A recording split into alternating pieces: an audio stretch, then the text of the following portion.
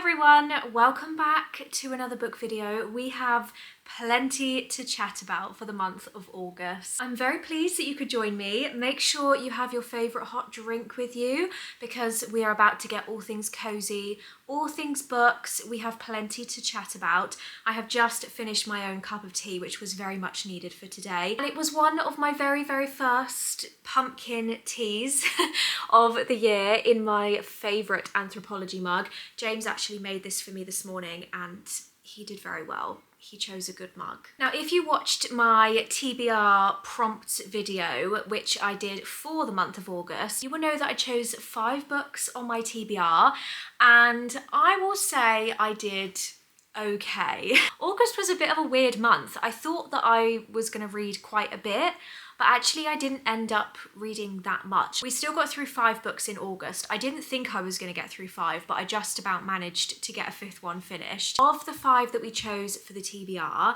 we finished 3. You will find out as we go on, of course, which ones I did read and which ones I didn't. And actually, the ones that I didn't read are pretty much on my TBR for September, and I've either already started them or I'm about to. So they will get read eventually, and there will be reviews on all of them.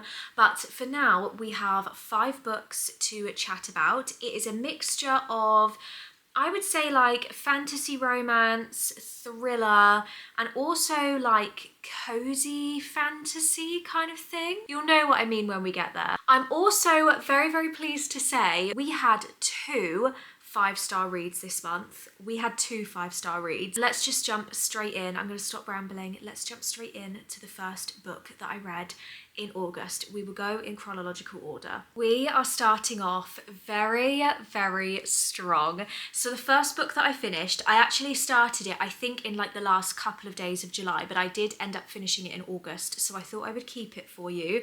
The first book that I finished was Rose in Chains by Julie Soto.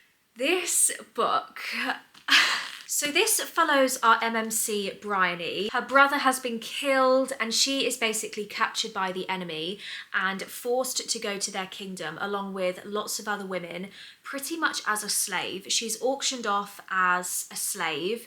I won't go too deeply into it, but the purpose of taking them as slaves kind of is in relation to the males are able to like take the power from the females and use it to their advantage to kind of make them stronger. She is sold to / bought by Tovin Hurst, who is part of a very well-known, very well-regarded family, the Hurst family.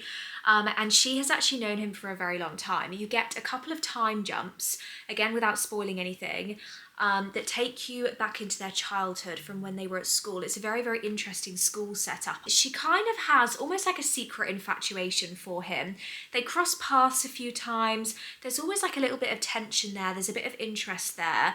And then all of a sudden, Tovin just completely shuts her out, wants nothing to do with her, and you don't quite get an answer as to why. Fast forward, obviously the same person has now purchased her, taken her in to his house.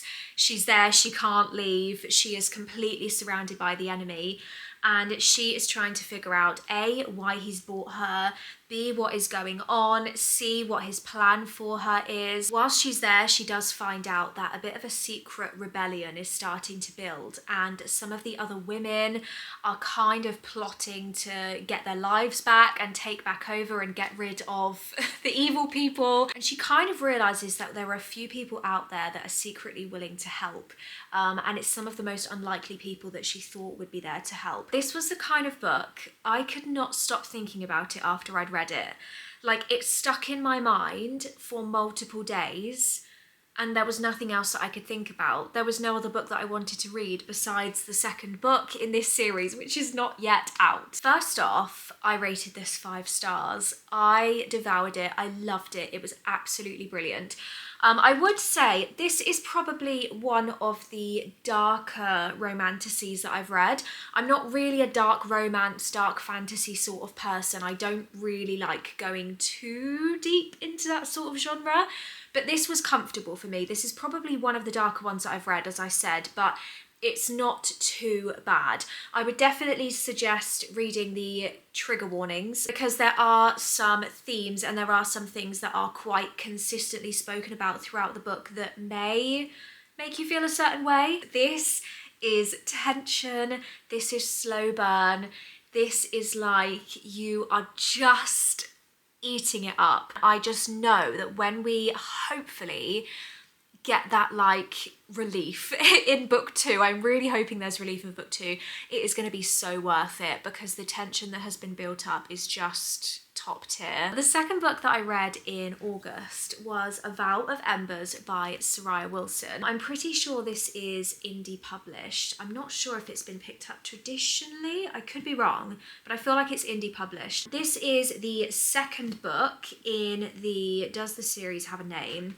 I think it's the Eye of the Goddess series. Yes, the Eye of the Goddess series. So the first book was A Tribute of Fire, and book number 2 is A Vow of Embers.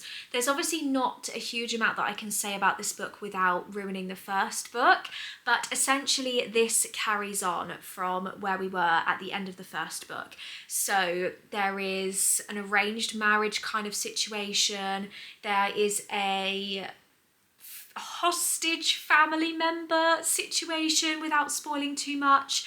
There is very much still like a sisterhood feel to it. It's really great, and I actually did prefer this to book 1. I gave this one a 4-star. I was kind of torn about my rating, but I feel like 4-star is what I'm going to stick to. It's quite fast paced. It is not my absolute favourite writing style in the whole world, but that's just because as much as I try hard not to be, I can sometimes be a little bit picky about writing.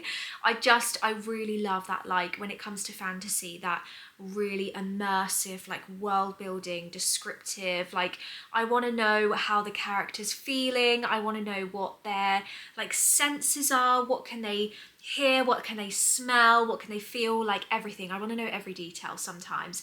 And sometimes I felt like it was a little bit overlooked in that sense. It was just a little bit like this happened, then this happened, then this happened, which is what I said about the first book, I think.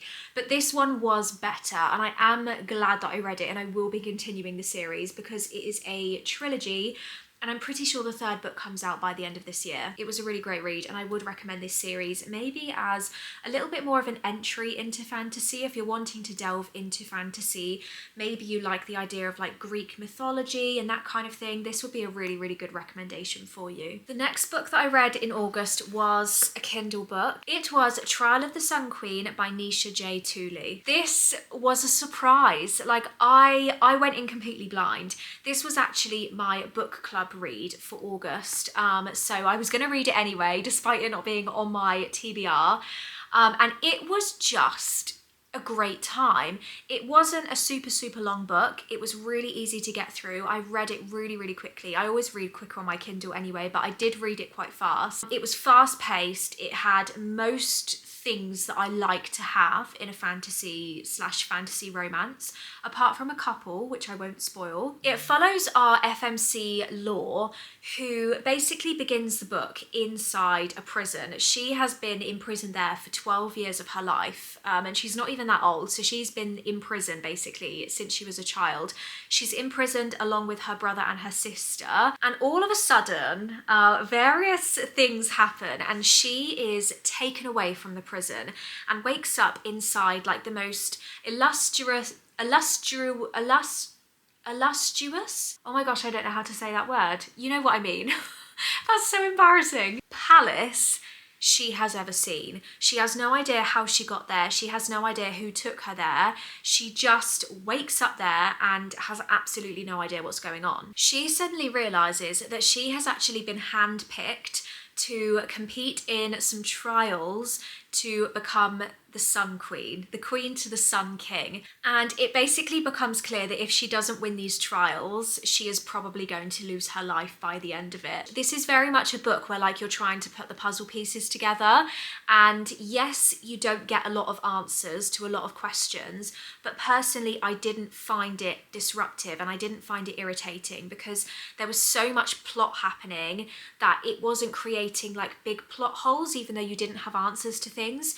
And you kind of know that it will become clear at some point across the series what a character's motive is behind certain things or why certain things have happened. I rated it 4 stars after a lot of deliberation. When I first finished the book, I rated it 4.5 stars because I was on such a high when I finished it. Looking back, I have settled for 4-star because there were a couple of things that were missing for me, and there were a couple of things that not bugged me, but there were a couple of things where I was like, what? I don't quite know where this is heading. Like, I don't quite know where this character stands for me at this moment in time. Would I recommend it? Absolutely. I had a great time. I loved it. As I said, I came out of it on such a high, and I have actually since just finished book 2, which you will hear about next month, but let me tell you, the books only get better. The next book is one that I have been so excited to talk to you about, and it was such a huge surprise for me. I can't believe that I rated it what I rated it. It is Emily Wilde's Encyclopedia of Fairies. This is just, oh my gosh. If I were to describe this book in 3 words, cozy, heartwarming, wintry, I actually gave this book 5 stars. I gave this 5 stars. Now let me tell you about it, because I kind of went in like a little bit blind. I wasn't entirely sure what the writing style was going to be like, what it was going to be about, how it was going to read. I will say that I did audiobook most of this, but this book follows Emily Wilde. Surprise, surprise. She is a scholar at the University of Cambridge. Emily is writing the world's first encyclopedia all about fairies. There are so many different types of fairies, like groups of fairies. Some of them are very nice, some of them are definitely not so nice, and you get to learn so much about these like mythical creatures. They're so interesting to read about, and it's almost like there are little like excerpts off the side that give you a bit of a background into like fairy history and fairy knowledge, and it feels so real. It's just so, yeah, it's so magical. I can't even explain it. Emily travels to the village of Hrafnsvik, which I think is kind of like a Switzerlandy sort of feel. It's very snowy, which I hadn't realised when I first started reading it. So this is definitely like autumn winter vibes, 100%. And her sole intention is to research fairies for her encyclopedia. She has like a big piece of work to submit, and she plans on staying there for a few months, doing her research, getting to know the fairies that are there, jotting it all down, and then coming home back to Cambridge and completing her work and submitting it. What Emily isn't expecting is that actually one of her like work companions shows up in the village of Hrafnsvik and decides that he is going to help her with her encyclopedia. They both get under each other's skin. She really does not want him to be there. She feels like he is going to be a hindrance more than he's going to be a help. Whilst they are conducting their research, she also starts to find that her colleague Wendell is actually a bit of a mystery in himself, and there are many things that happen that make her, I suppose, learn much more about him, learn much more about herself, learn much more about the world that she lives in, the fairies that she's researching, and she ends up on quite the adventure. For autumn winter, if you are looking for nice cozy books to read that have like that element of cozy fantasy without going too hardcore into like dragons and craziness, this is a really nice book to read, and the cover is also absolutely beautiful. I highly recommend buying the paperback version of this. Can you see the foiled font on there as well? Because it's an absolutely lovely cover. And yeah, I will definitely be reading book 2, which I believe is Emily Wilde's Map of the Other Lands. I have no idea what is going to happen, but I feel like it's just going to be equally as magical, and I can't wait to see where Emily and Wendell end up. It's just, oh, it's such a lovely read. Definite 5-star for me, which is just wonderful. Okay, on to the final book that I read in August. We are switching up the genre a little bit. I finally managed to read and finish The New Neighbours by Claire Douglas. I just about managed to sneak this in at the end of the month. I think I literally finished it on the last day of the month, and it was an interesting read. I'd never read any of Claire Douglas's books before, but they did come highly recommended, and I actually spotted this in a charity shop and I was just really intrigued to read it. As we were kind of nearing cozy season and the end of summer was drawing closer, I felt like I wanted to end the month on a thriller, something quick, something fun, something easy to read, something that would like hook me in, I would fly through and I would finish before I delve back into my heavier genres. Now, after much deliberation, I ended up rating this 3 stars. I was hoping to like it more than I did. I actually found myself getting quite frustrated by the FMC Lena in this. She gets some new neighbours that move in next door. It's an elderly couple, a male and a female, and she overhears a conversation by accident that start to make her think that they are planning something. They're planning some kind of crime, something is amiss, and she doesn't know what it is. And she basically gets like obsessed with finding out what is going on with them.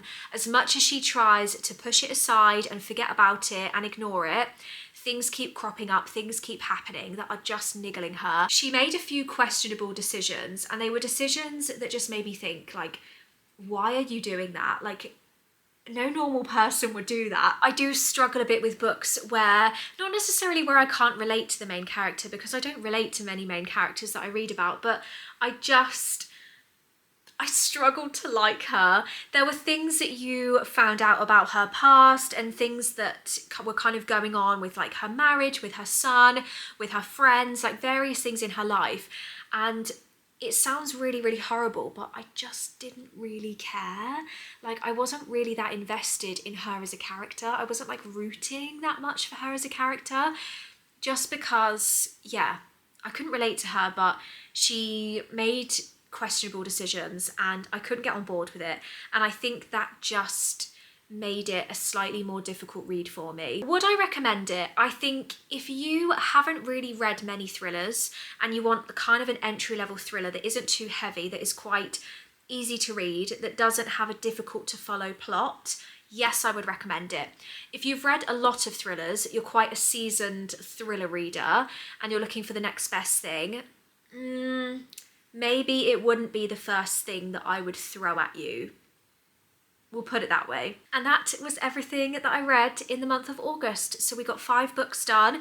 We had some amazing, amazing ratings in this month. 2 5-star reads is definitely a successful month. Hope you enjoyed. Thank you so much for watching. Enjoy the rest of your week. Enjoy the rest of your day. And I will see you very, very soon. Goodbye.